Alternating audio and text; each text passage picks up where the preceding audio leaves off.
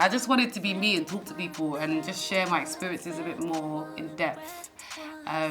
Yeah, welcome to Rare Talks. Rare Talks with the Rare One.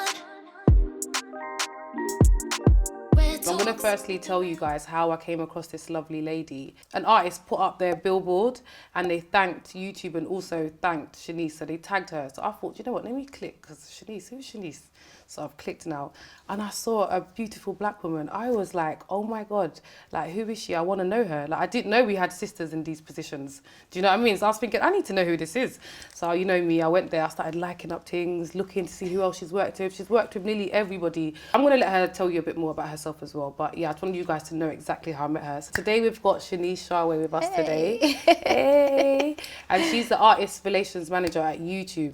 So you've been working there since February 2019. Yes. Is that correct? Yes. Tell me a bit more how you started working then, and is this something you wanted to do from when you was young? So it's a bit of a weird one. So all my siblings are all in like banking and stuff, and I was a little bit more of the creative one, but didn't know what that really meant. Yeah. So I was like, I love music, I love entertainment, but I didn't really know about people behind the scenes. So it was like, how do I even get into that? So when I was at uni, I did my dissertation on hip hop and black women, and how it kind of has a really important role to play in terms of how hip hop has kind of made black women be seen in the US.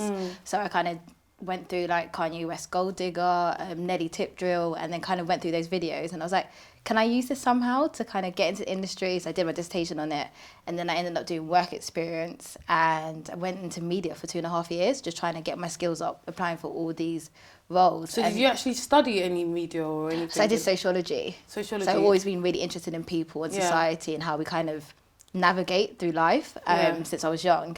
And then one of my best friends, Chris, he was like, there's a job at Sony as an internship. And I was like, why are you sending this to me? And he was like, no, you should apply for it. And I was like, I don't have any skills, but let's try it. I ended up getting a role. So I did like 8 interviews, I think. Wow. And then I went for a digital role, and they were like, no, I think you need to do marketing. So I did another interview at Columbia Records. And then like, I think the next day or that afternoon, they were like, we want to offer you the job. And I was like, what? And then you know how African parents are. Mum's like, you're taking a pay cut and you're going to work in the industry. So I was working in media, but she had a good salary. And I was like, I have to do it. That's the way you do it. Yeah, but African parents don't get that. They don't. So I was like, I'm really risking this. And it was a temp. So it was only for a year, and I was in a permanent role. I ended up being at Columbia, and then I think I got converted to full-time marketing assistant maybe 9 months after. So this was before the temp was done. Yeah, basically, which was great. I don't know what the turning point was. I think it was one day Rick Ross was coming into the UK, and everyone was like, oh my God, we need to get a press plan together. And I was like, oh, let me just hit up, I think it was Tim Westwood. I was like, let me hit him up and see if we can do an interview. And then I dragged my best friend Abby, who was working at Columbia, which she still does. And we were in like VQ until like 2 a.m. waiting for him. And then he just popped up. Yeah, he popped up, did the interview with Tim Westwood. They were at a party with him. And then the next day he came into the office to say thank you. And I was like, what? No, your bosses must have been proud. Yeah. They were like, no, we're securing her now, basically. Yeah, and then that's kind of where they're like, oh, you can start looking after your own artists. And then that kind of happened. And then my manager now, actually Roz, she called me because she was talking to someone and was like, oh, there's a job going at YouTube. Would you want to apply for it? And I was like, I'm not going to get a job at YouTube, especially because it's under Google, which at the time I knew. Why did you feel like that? Just because I was just like, I don't know. I think it was more like, really me, when there's all these people that I know. That's what you said when I messaged you. Yeah, I was like... I was thinking, big old you're a whole queen, boss lady. I appreciate it. Even I messaged Abby, who's my best friend, and I was like, I think Denise has messaged me incorrectly. Let me listen to the voice note again. Because I was like, that's definitely not for me. No. And then... Listen, you are levels, you're a queen. Like, don't ever... I appreciate that so much. No, honestly, like, a lot of us, especially, like, black women now, seeing you where you are and doing what you're doing for the culture and for the black people and everybody, it's amazing, it's inspiring. That's why I really wanted you to come on here, because I really think it's so important for us to shed light on people like yourselves, for the younger generation and for the younger women, because there's a lot of women out here, even myself. I grew up not seeing a lot of black women on TV or in important positions anywhere. So for me, when I'd have a dream in my head and thinking, you know, one day I want to try and be this, it would just look so far-fetched, because it's like, I don't even know how to start. I don't have any family or friends who can point me in that direction. And we didn't really have social media then for us to be like, okay, this is what I want to do. Let me follow her and see her journey. Because there's going to be a lot of young people who want to work in your field, in your industry, 100%. who are going to watch this. Like, they're going to know, maybe I do need to do an internship. Maybe I do need to take the risk and not work. I feel like when you're passionate about something, you will take the risk. Yeah. You have to. Do you know what I mean? And when you're like in a 9 to 5 that you don't love and you're not passionate, you're just going to stay there, and it starts to take its toll on you. But when it's something you want to do, you're going to say, you know what? I'm gone. And it's what you did, and it's helped you get to where you are now. Obviously, I missed the YouTube brunch that you did. I know, I'm quite sad about that. I know, that was one of the best things. How did you put that together, and how long does it take to put such an event? Because it had all the important people in the UK there. You had Leo as well. Yeah, so I've been speaking to Tuma, who's in the US, and obviously Leo. They did something over there, and they wanted to do something in the UK. And I was like, we need to do something definitely around the Brits. And then obviously I reached out to Irene, and then we kind of did it together, which was amazing. So she kind of helped with the guest list and making sure like everyone was there. Yeah. But we think we were planning that from November. Oh, so it did take quite a bit. Yeah. Because it's just like the back and forth and like just making sure we've got the right people there. Like obviously we want it to be exclusive, but also there's so many people part of this culture that we tried to so we didn't want to miss anyone out. I think anyone who missed out, like myself, had good reasons. I felt like everyone was there but me. As in, everyone was there but me. Like, I was watching the snaps making FOMO if I could jump through the screen right now, honestly. Also, you did the WizKid thing the other day. Yeah, you guys are killing it, man. No, it was great. Like, WizKid, I'm really close with Jada. I love her too. She's so fantastic. She's a boss as well. Yeah. And, like, she's just level after level after level. I just love seeing females in these positions just killing it. Like, we need more of that. Like, we need to shed more light on it as well, because a lot of these music management roles go to males, and people think females can't do it properly. But Jada's flipping example of doing it correctly. Do you know what I mean? She gets it done. But yeah, sorry. How did that come about? Like, how did it? Who reached out to who? So last year we at YouTube we did Black History Month end of closing party. So we were like, we needed someone big to like shut it down, and Jada was like, well, Wiz is in town, why don't we do that? So it kind of came from there. Wiz did it, which was fantastic, and then we were like, we need to do something else like a YouTube Originals, and then we're having this conversation since I think last year, and then this new concept came from the YouTube Originals team, and I was like, we need to put Wiz forward for this, and then Jada was like, oh, I love the idea, and then we just had loads and loads of calls, and then it happened. Self-preservation, self-elevation. These days deserve celebration. No hesitation, no reservation. Go for the big leagues, no relegation. Let's celebrate life, kick back and take 5, and give thanks to the source that create life. To see a sunset or see a sunrise, and see my son born with these same eyes. To see my son smile bright in every grey sky. He's growing so fast, that's why every day I just loved how laid back it was. You saw him at home with his friends and his team, so and little good. man. I was just like, then the sick performance, like everything was like, I was even a bit worried because I don't think I've tuned into any of these performances at the moment without a crowd. I just feel like sometimes you need a crowd to just, gas it up a bit. But when I watched this one, I was the one in my house, up in the volume, by the TV, dancing, trying to copy Wiz's footwork. I was like, nah, he's so slick. I was like, nah, so good. This is the best thing I've watched during this whole lockdown. Like, we needed it. Everyone was saying that. We needed it. It was so good. I think the album is fantastic, full stop. Yeah, 100%. And then Wiz is just great. And it was just like it was like everyone just came together. Like my whole timeline, like I had to put my phone down. So I was like, oh my God, everyone's tagging me and stuff was happening. No, honestly, that's what I'm trying to say. Like, you're such a significant person in the culture right now. Like, we're so grateful to have you. Like, as in, every time I see a billboard, I'm like, yep, Sheniece. Yep, Sheniece. All the rappers, yep, Sheniece. I'm like, yes, we needed it. So how often do you guys do things like that, the YouTube Originals, or is it just... We do a couple a year. What's great about YouTube is that they really listen to me when I'm like, we should do certain artists. But it's like, now we look forward to them. As someone who watched it, I'm looking forward. Like, I'm always going to watch any YouTube Originals now, because you can tell how much work goes into it, how in depth it is. Like, it's quite personal. You get to know, like, we got to know Wiz a bit more than 100%. We actually, even though we've been seeing Wiz on TV nearly 10 years now, probably. Yeah. We got to know him a bit more, like, and it was just so, like, I love the whole concept of it. Yeah, the YouTube Originals team's great. Like, they're on their stuff. They made sure they did all their research and understand what he was comfortable with, what he wasn't comfortable with, what would work, which like shout out to them because they were amazing. No, really trust good. me. How important do you feel like it is for them to have like a black woman in your position right now? I Do think you reckon someone else could have done the job the way you're doing it? I don't know. Like when I think about, when I take a step back, because you know you're just in the moment. It's like one thing like WizKid's done, and you have another thing coming. It's like, actually, if I step back, if I wasn't here, would this be the same thing? I guess being at Columbia, I was never just sitting in my office. I kind of knew everyone in the industry because I love music full stop. So then when I moved over to YouTube, I had a lot of relationships, and it kind of helped me to be like, 100%. Oh, let's do this. Like I think the first event I did was with Skepta doing a live stream, and they were like, what? How did we manage to get that through? And I was like, I don't know. And then it just kept happening. 100%. I feel like building relationships in the industry is so important. It's so important more than a lot of stuff. Like I always tell people, they're always like, how do you think? And I'm always like, do you know what? Because I've built my relationships. I used to model before. Then obviously Banks is my cousin. I'm with her a lot. Yeah. So you just build relationships. Everywhere you go, you make sure you just spread love. You know what I mean? Tell people what you're doing. Stay in touch. And then that's literally it most of the time. I wanted to talk about what you've been working on recently. So a couple of months ago, I don't know, I woke up and I was like, I want to do something with artists and fashion, but I don't know what it is. And then I was like, why can't we pair UK black artists and UK black fashion brands? Because I just don't feel like... I love that.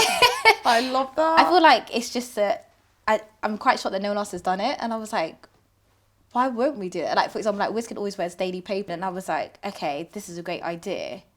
How do I execute it? So I was able to bring on the Ballet, who are an agency, all black women, Akuya, Jeanette and Whitney, who kind of took my idea and ran with it. And it's been incredible. YouTube Music and Westfield present the Legacy Series, a celebration of black British fashion and music, featuring some of the best designers: Tokyo James, Wale Adeyemi, Ben Jart, Bad Society Club, Sons of the First Tribe, and Case. And performances by Parsaloo, Miss Banks, George the Poet, Tiana Major 9, and NSG. Yeah, to me, it was like, when everyone was like, thanks, I was like, okay. Like, I didn't know what to say, so I was like... Because you probably feel like you're just doing your job. Like, I'm just doing what I'm here, my purpose. This is what I'm supposed to be doing. Yeah. This is what anyone else would be doing if they were in this position. But you'll be surprised. That's like what a lot of shocking. people don't really like, they get in their position and they're like, yeah, I'm here now, boy. Door shut. Just like, Like, see you I'm later. here now, boy. But really, being a black person, I don't think like the onus should always be on you. Like, you ain't got to bring the whole village in, but it's nice to still try. Like, even if you help one other person, that's your job done. That's how I personally feel, to be honest. No, 100%. What's one of your most memorable moments of your career so far? Oh, God. That's such a hard question. Maybe, I think definitely the brunch. Yeah. Because I didn't think it was going to be as impactful as it was until my phone wouldn't stop. And I was like, okay. Probably was good. Yeah, I was like, I think it was good then. That WizKid, I think now, because I was like, what? I made my mum watch that. Did you? My mum was like, she was like, oh, my daughter's done it. And I'm like, okay, whatever. But that, and probably throwing Rick Ross a party. Was it last year or the year before? Yeah, you've had some bits. You know, you got some lit moments. I'm not even gonna lie. Have you come across any hurdles and obstacles along your career? Probably. Which I'm quite a positive person, so I'm like, oh yeah, it's just because I wasn't working hard enough or etc. But then I think sometimes stepping back, I was like, no, I didn't get that because maybe I was a black woman, or I didn't get that because they didn't believe in me the same way they might have believed in my white counterpart. Yeah. And then I think I took that into consideration, and that's why I think I've pushed so much at YouTube. Yeah. But like, it's crazy being at YouTube. They literally empower me constantly. I love that. Which is nice. So I'll be like, oh, let's do this artist. They're like, okay. And then like... No, but it's nice to know that they've got your back, and it's not just... Because sometimes people feel like... When I get picked to do modelling, sometimes I feel like the token black girl. And sometimes... That's not even a nice feeling. Not at all. Like, I feel like, do you know what I mean? So it's 100%. Nice to just feel welcomed and respected and honoured, and just for you, and not feel like it's only because of my colour, it's only because of this. So no, that's nice to know. It's nice to know. A lot of respect to Google and YouTube.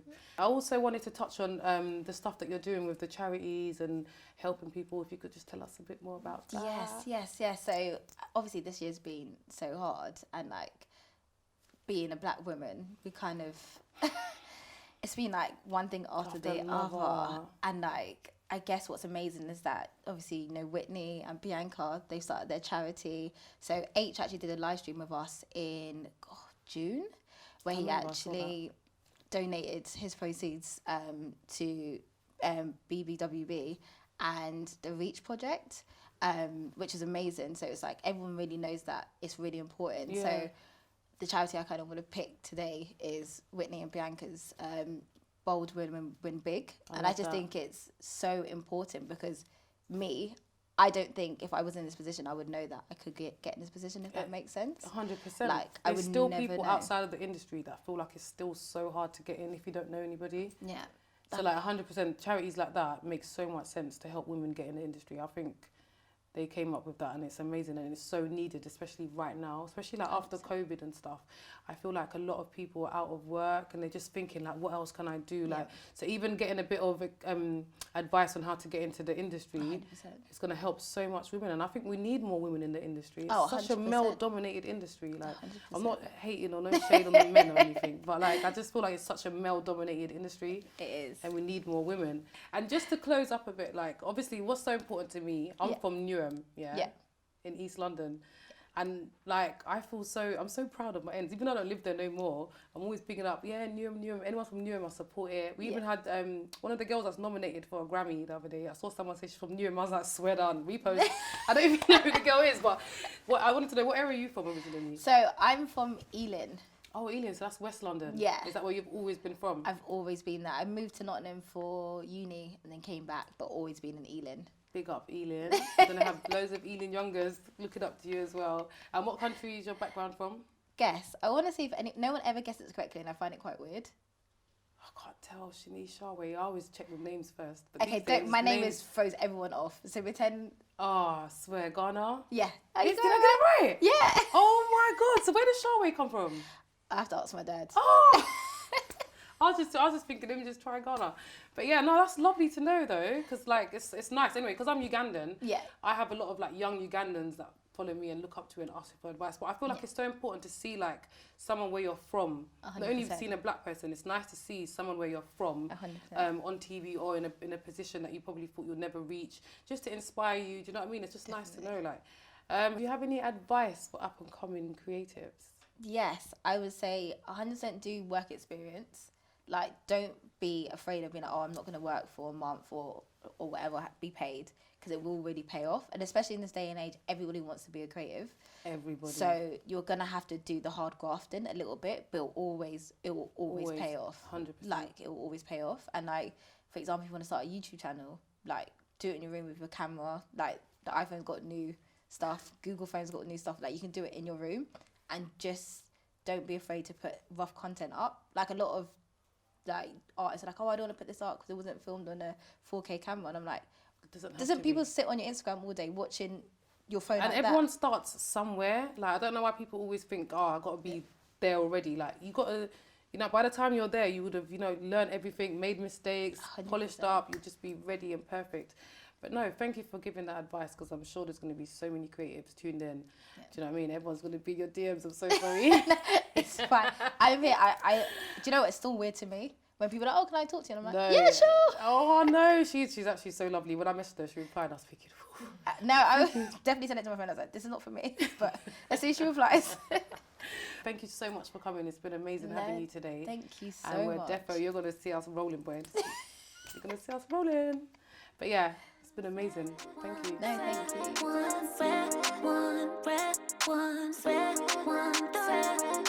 Red talks with the red one. Red talks with the red one.